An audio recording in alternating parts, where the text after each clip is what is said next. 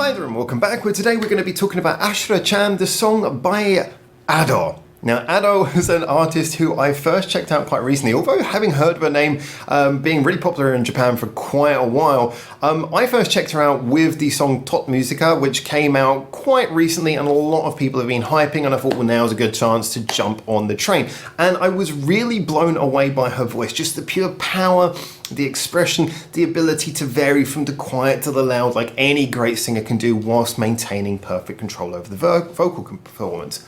Well, I can't even maintain control over speech, but she did a fantastic job. So I was looking ready to hear something kind of different, see if I could get an idea for her range, and wow, did I not expect to land on something so different so quick. Whether by chance or not, I'm already loving the fact that she has such variation in her repertoire. This song is coming along with an anime video again, but this one seems to be much more of a sort of a fun kid-style anime, and that probably highlighted why this was not a dark tone song, but instead a very upbeat tone song. So now we're going to get into breaking this down, because believe me, although it might be kind of a kid-friendly video, this is certainly not just some simple throwaway song. Now, when we look at the song structure, we're looking at a song that knows how to do what it needs to do to come across in that sort of accessible, fun and easygoing way, whilst also knowing how to imply the correct sense of quality and intensity. Now, I say the simplicity very much comes from having a chord pattern that moves in a fairly regimented speed through its various chords. It's a song that basically relies on a verse-chorus structure. And from all those sort of senses, even down to the melody, nothing hugely complicated is happening right up in your face. But where we get the extra fun details is very much in the nuances. Now, first of all, again, sorry, something stuck in my teeth, Ado gives a fantastic performance in the way that she varies her voice.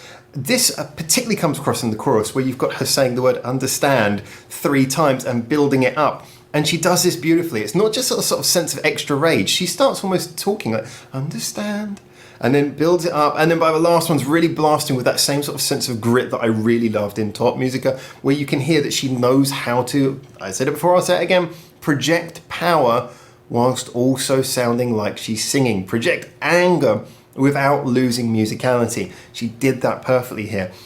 Throughout the other parts of the song, she's just sort of bouncing on, giving it the correct amount of energy, really sounding like she's pushing that sort of upbeat feel that the song has, whilst again being very attentive to the melody. It is that ability to mix style and quality of performance that seems to be so key to what she does. But she, again, is just doing it in a way that you can feel there's a bit more joy in this song. There's a little bit more playfulness, whereas before it was very brooding. Here you can feel there's a sort of sense of joy and almost silliness in her voice, where she's almost giggling as she does this.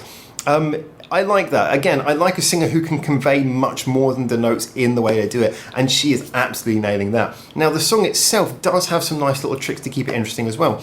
I would point out that the second verse, I really enjoyed how it broke down into a sort of a rudimentary, sort of minimalist, slightly distorted rap bit for a while.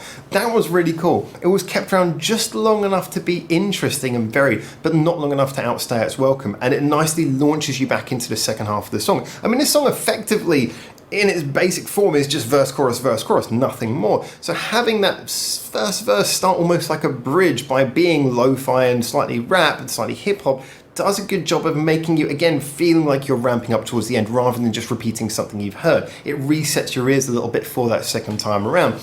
And so that was a nice little trick, and combined with the fact that there is some nice, it's a very J-pop thing to do, but nice use of some bubbly brass sounds, some little trumpets and things in the riff and around the chorus. That again just fills up the sound, gives it a sense of something which is both a little bit big and dramatic, but at the same time playful and fun.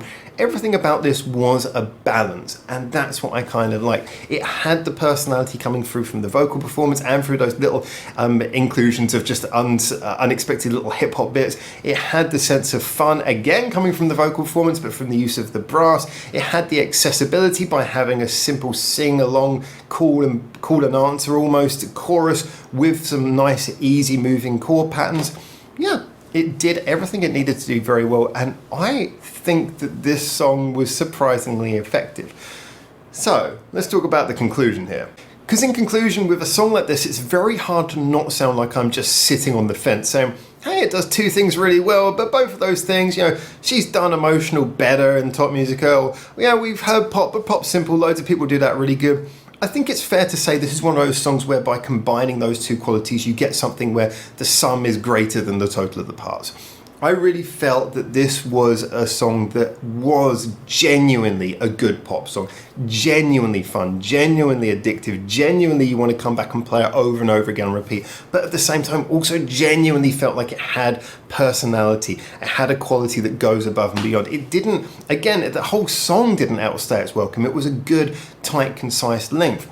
Now, is this to say it's the best thing I've ever heard? No, there are other songs I would put it in a playlist with that I would really enjoy, but I think that this stands above what you would expect if you described it on paper. It is something that is just pop rock done with oodles of personality and quality. I'm kind of beating the same drum here, but I really don't know if that's the sort of thing that can properly be understood until you hear it. Like I say, think about all of those various qualities in it when you listen to the song and when you listen back to the song, and you just realize there's a lot more going on in this song than could be understandably accepted in simply allowing it to play in the background.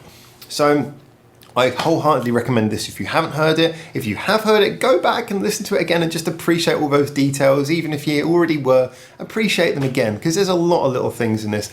And I look forward to seeing your comments below. But until I hopefully see you very soon in Japan for the next one of these, for now, it is ciao ciao.